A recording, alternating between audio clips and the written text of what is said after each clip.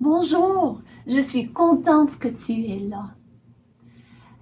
J'ai eu un songe l'autre jour et je me demande ce que ça voulait dire. J'étais à l'université et j'étais en retard pour une classe. Ça veut dire que probablement j'ai pensé pendant le jour à mon temps à l'université et il se peut que j'ai pensé que je serais en retard pour quelque chose. Mais mon songe n'a pas eu de grande signification. C'était plutôt mes pensées qui s'organisaient pendant que je dormais. Il y a des personnes qui ont des songes qui leur semblent avoir plus de signification. Ils pensent que Dieu communique avec eux. Ils disent qu'ils ont des songes qui leur révèlent des écritures qui avaient été perdues. Ou ils disent que leurs songes leur révèlent des lois et des ordonnances nouveaux qui n'ont pas été inclus dans les Écritures.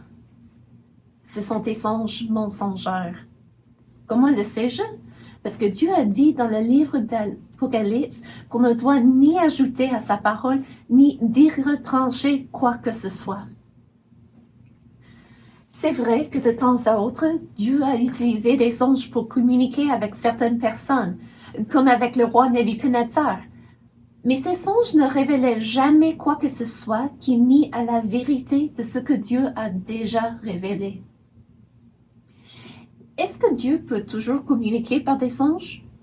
Il peut faire ce qu'il veut parce qu'il est Dieu et tout ce qu'il fait est bien. Mais nous devons nous rappeler de deux choses. Premièrement, Dieu ne va pas nous dire en songe quelque chose qui va à l'encontre de ce qu'il nous a déjà révélé dans sa parole, parce qu'il est la vérité et il ne ment pas. Donc, si une idée vient à notre esprit en songe ou par un autre moyen, si cette idée va à l'encontre de la parole de Dieu, nous devons la rejeter. Deuxièmement, il semble que là où on a accès à la parole de Dieu, Dieu utilise sa parole pour parler avec les gens. S'il utilise d'autres moyens pour ceux qui n'ont pas accès à sa parole, il peut faire ce qu'il veut.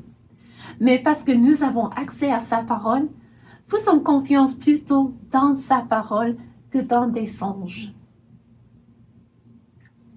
Pour le roi Nebuchadnezzar, qui n'avait pas accès à toute la parole de Dieu comme nous aujourd'hui, Dieu l'a donné deux songes avec des significations importantes. Mais Dieu a fait en sorte que le roi savait que ce n'étaient pas des songes ordinaires. Il savait qu'ils n'étaient pas tout simplement les résultats d'avoir mangé tard dans la soirée. Dieu l'a permis de savoir que ces songes avaient des significations, qui portaient des messages pour lui. Dieu, dans sa miséricorde, a choisi de révéler ces choses à Nebuchadnezzar pour qu'il puisse connaître un peu l'avenir et pour qu'il puisse se soumettre humblement à la puissance et à la souveraineté de Dieu. Tu n'as pas besoin de songes pour connaître ce que Dieu a révélé sur l'avenir, ni pour te soumettre humblement à sa souveraineté. Tu as la parole complète de Dieu pour te dire ce que viendra et pour t'apprendre à te soumettre à Dieu. Tu en as un exemple de cela dans le deuxième songe que Dieu a donné au roi Nebuchadnezzar. Est-ce que j'ai dit qu'il a eu deux songes? Tu connais le premier, mais le deuxième?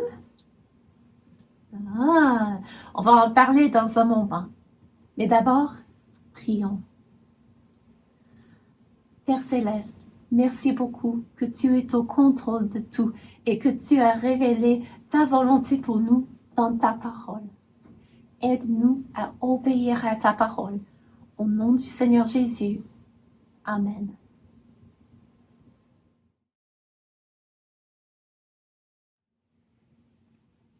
Salut! Je suis content que nous avons toute la parole de Dieu de nos jours pour nous guider. La parole de Dieu, c'est la Bible. Et dans la Bible, j'apprends que Jésus aime chaque garçon et chaque fille qu'il a créé, des plus petits jusqu'aux plus grands. Et Jésus a dit qu'il donne sa paix à ceux qui croient en lui. Si vous saviez quel sauvage je possède, il est l'ami le plus tendre de tous. Pour moi devant le Père il intercède. Oh, je voudrais qu'il fût aussi pour vous. Mon sauveur vous aime, à chercher en lui votre ami suprême, votre seul appui. Quand vous sauriez combien Jésus vous aime, quand vous saurez combien son joug est doux, ne gardez pas ce trésor pour vous-même, mais avec moi, dites autour de vous, mon sauveur vous aime, à chercher en lui votre ami suprême, votre seul appui. Dieu est tellement bon, il donne sa paix à ceux qui croient en lui, et sa paix est bien supérieure à ce qu'offre le monde autour de nous. Il donne la vraie paix, et il est capable de la donner parce qu'il est le Créateur et règne sur tout. Il est au contrôle de tout, même des présidents et des premiers ministres et des rois comme le roi Nebuchadnezzar. À cause de cela, Dieu est digne de nos louanges. À l'agneau sur son trône, apportons la couronne. Il l'a conquise sur la croix, il est le roi des rois. Éveille-toi, mon âme, bénis, adore, acclame, avec tous les anges du ciel, Jésus Emmanuel. À l'agneau tous les trônes et toutes les couronnes, il est le maître souverain, les temps sont en sa main. Rendons l'honneur suprême à celui qui nous aime et qui revient victorieux pour nous ouvrir les cieux. Quand nous oublions que Dieu est sur son trône et règne sur tout, nous avons peur parce qu'il y a beaucoup de choses dans ce monde qui ne vont pas bien à cause des conséquences des décisions qu'ont fait plein de personnes. Après tout, Dieu ne fait pas de robots et laisse à chaque personne du temps pour prendre la décision de lui obéir. Mais tout le monde a tendance à faire le mal et ça apporte des conséquences. Heureusement, Jésus a promis de ne jamais abandonner ceux qui croient en lui. En Matthieu 28, 20, Jésus a dit à ses disciples, « Voici, je suis avec vous tous les jours jusqu'à la fin du monde. » C'est une belle promesse que Jésus a faite.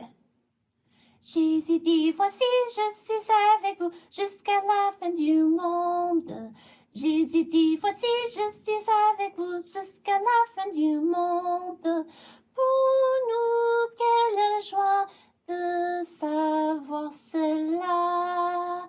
Jésus dit, « Voici, je suis avec vous jusqu'à la fin du monde. » Chaque jour, tous les jours, et toujours il est avec nous. Pour nous, quelle joie de savoir cela. Jésus dit, « Voici, je suis avec vous jusqu'à la fin du monde. » Quand on sait qu'on a cru en Jésus comme sauveur, on a cette belle promesse faite par Jésus lui-même et on peut savoir que Jésus est avec lui. Ça donne du courage de faire face à ceux qui n'aiment pas Dieu. Je me demande si Daniel avait bien besoin de courage quand le roi l'a appelé une deuxième fois pour interpréter son deuxième songe. Je prends ma place parce que j'ai hâte de le savoir.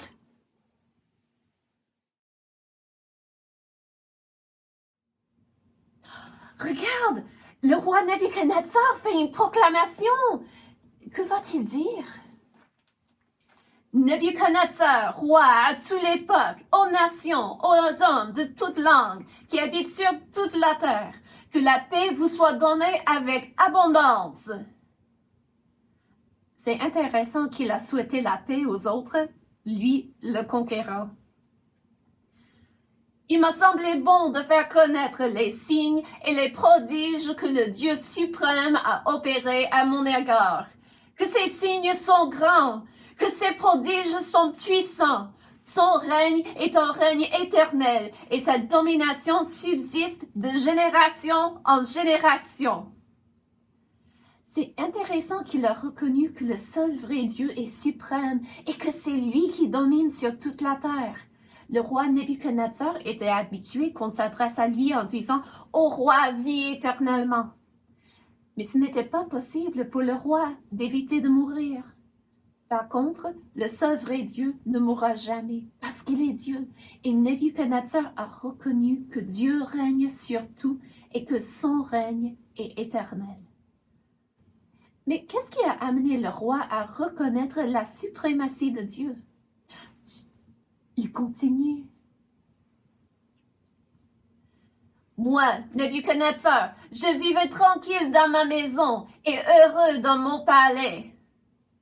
J'ai eu un songe qui m'a effrayé. Les pensées dont j'étais poursuivi sur ma couche et les visions de mon esprit me remplissaient d'épouvante. J'ordonnais qu'on fasse venir devant moi tous les sages de Babylone, afin qu'ils me donnent l'explication du songe. Alors vinrent les magiciens, les astrologues, les chaldéens et les devins. Je leur dis le songe, et ils ne m'en donnèrent point l'explication. Pourquoi est-ce que Nebuchadnezzar a appelé les magiciens, les astrologues, les chaldéens et les devins quand il n'était pas capable d'expliquer le songe qu'il a eu de la grande statue détruite par la pierre? Pourquoi demander l'aide de ceux qui n'étaient pas capables avant? C'était peut-être son habitude? Je ne sais pas. En passant, les habitudes que nous établissons vont vraiment affecter notre vie. Donc, c'est bien de réfléchir et de demander à Dieu l'aide d'établir de bonnes habitudes dans la vie.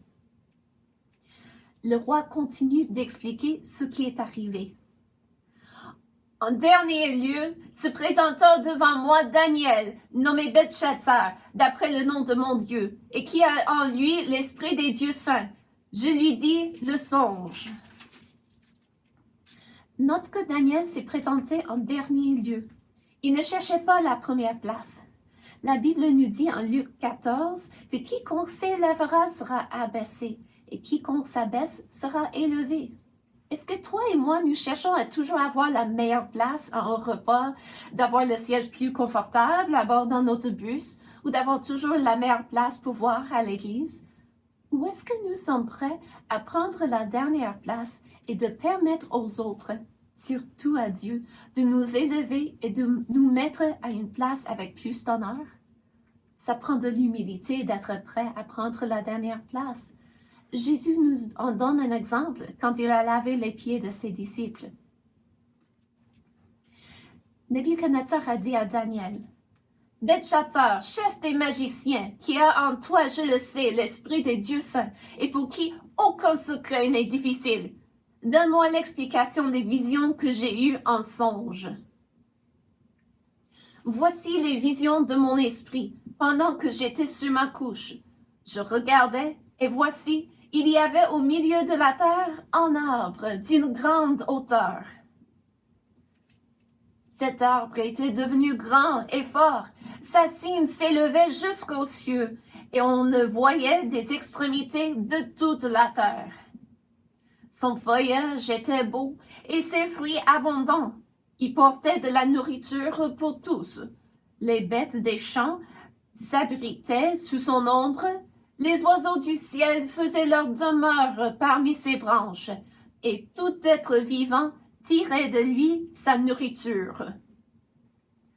Dans les visions qui se présentaient à mon esprit pendant mon sommeil, je regardais, et voici, un de ceux qui veillent et qui sont saints descendit des cieux.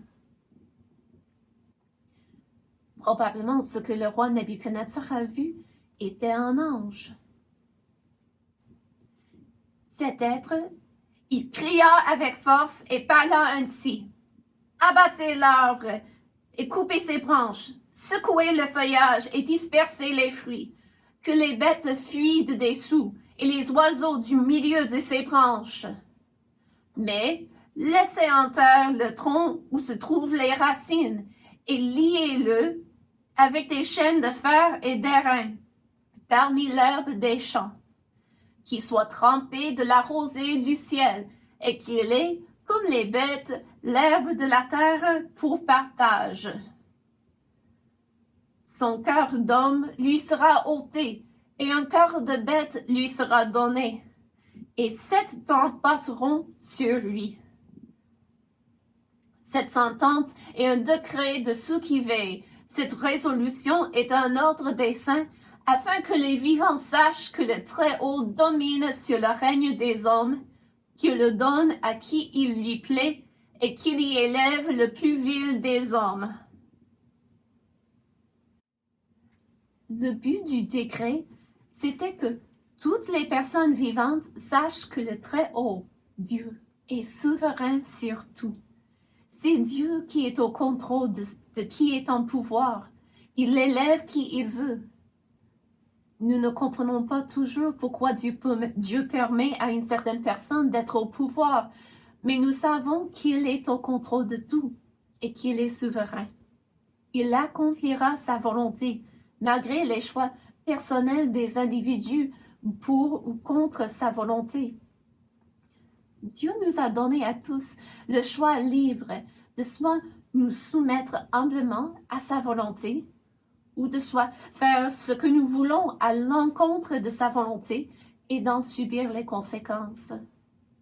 Mais une chose est certaine, Dieu accomplira sa volonté. La question, c'est de quel côté te trouveras-tu? Du côté de Dieu ou du côté de ceux qui choisissent de ne pas obéir à la volonté de Dieu et qui en subiront les conséquences? Le roi Nebuchadnezzar n'était pas probablement préoccupé avec l'idée d'obéir et de soumettre à l'autorité du Dieu très haut. Mais il savait que son songe lui révélait encore un message important et il voulait savoir ce que ça voulait dire. Toi et moi, nous n'avons pas besoin de nous soucier des songes. Nous avons la parole complète de Dieu pour nous guider dans nos vies. Mais est-ce que nous nous soumettons à ce que Dieu nous dit dans sa parole? Ou est-ce que nous refusons de nous y soumettre? Se soumettre, c'est d'obéir.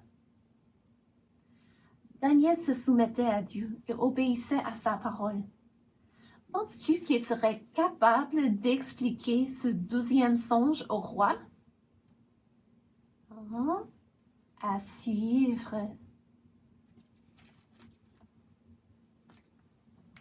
Père Céleste, merci beaucoup que tu es au contrôle de tout. Je prie que tu m'aides à me soumettre à ta volonté. Et je prie que tout le monde qui m'écoute fasse la décision de t'obéir aussi et d'être de ton côté. Au nom du Seigneur Jésus. Amen.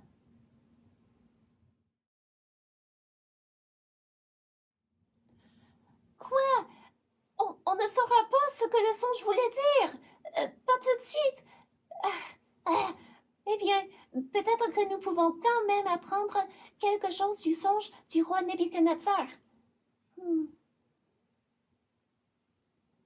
Hey, en parlant des choses qu'on peut apprendre, je t'ai dit que je ferai un effort cette semaine d'apprendre un bout du verset que Madame la monitrice a choisi pour nous d'apprendre. Eh bien, c'est Jérémie 29, 11. Car je connais les projets que j'ai formés sur vous, dit l'Éternel. Je l'ai eu. Ah, c'est réconfortant de penser que l'Éternel, qui est Dieu et qui est au contrôle de tout, a formé des projets. Et comment sont ces projets? Il nous dit... Attends. projet de paix et non de malheur. Ça ferait un bon petit bout à mémoriser cette semaine. Projet de paix et non de malheur. C'est vrai que Dieu ne fait que le bien. Il est saint. Il ne peut pas faire autrement. Lisons ce verset réconfortant à haute voix. Peux-tu bien m'aider?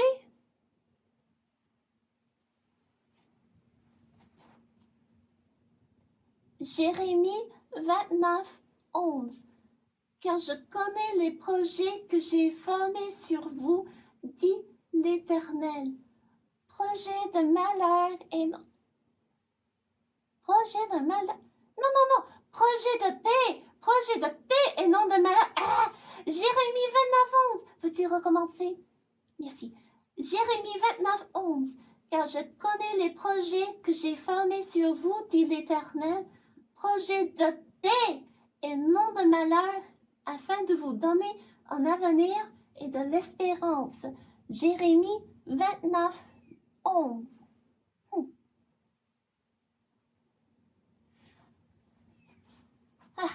Quand je fais des erreurs, ça me fait du bien de le relire sans erreur pour l'avoir comme il faut dans mes pensées. Est-ce que ça te va? Encore une fois, Titi? Ok, d'accord, merci pour ton aide. Jérémie 29, 11. Car je connais les projets que j'ai formés sur vous, dit l'Éternel, projets de paix et non de malheur, afin de vous donner un avenir et de l'espérance. Jérémie 29, 11. Tu sais quoi? J'apprécie le fait que tu es là et que tu m'aides en étudiant le verset avec moi. Merci d'être un encouragement. Oh non, Grégory, tu ne dois pas prendre la meilleure place dans la voiture. Tu dois attendre que Madame la monitrice nous dise où nous asseoir. Et aussi, il faut attendre la fin de l'école du dimanche. Non. N'as-tu pas écouté la leçon? Ne sais-tu pas que Daniel était la dernière à se présenter devant le roi? Excusez-moi, je pense que je dois réexpliquer cela à Grégory. Il va avoir la meilleure place dans la voiture. Grégory!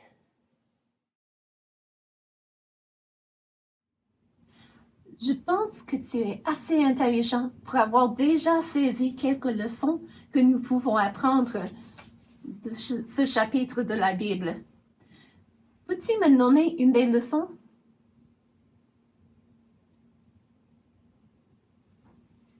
Une leçon, c'est de savoir que nous avons la parole complète de Dieu et que n'importe quelle chose, soit un songe, soit une autre chose qui dit d'être un message de Dieu, ne doit pas être à l'encontre de ce que Dieu nous dit dans sa parole. Une deuxième leçon, c'est de se rappeler que Dieu fait grâce aux humbles. Il nous dit de ne pas nous élever aux yeux d'autres, mais d'être prêt à prendre la dernière place et de le laisser nous mettre dans une place d'honneur. Troisièmement, nous devons reconnaître que Dieu, notre Créateur, est le Très-Haut et qu'il domine sur tout. Pourquoi? Parce qu'il est le Créateur de tout. Et c'est à lui que reviennent la louange, l'honneur, la gloire et la force. Nous pouvons choisir d'être de son côté en lui obéissant, ou nous pouvons le rejeter. J'espère que tu y réfléchis et je prie que tout le monde qui écoute les leçons d'école du dimanche fasse la décision d'humblement reconnaître qu'il ou qu'elle a brisé la loi de Dieu et a besoin de Jésus comme sauveur. Quand quelqu'un accepte Jésus comme sauveur, il ou elle reconnaît que Dieu domine sur tout. Et c'est vrai, mais il te laisse le choix libre. Vas-tu lui reconnaître comme le Créateur ou vas-tu refuser de te soumettre à lui? Comme j'ai dit, je prie que tu feras la bonne décision.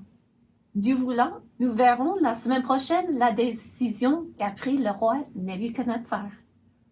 Jusque-là, bonne semaine. À la prochaine.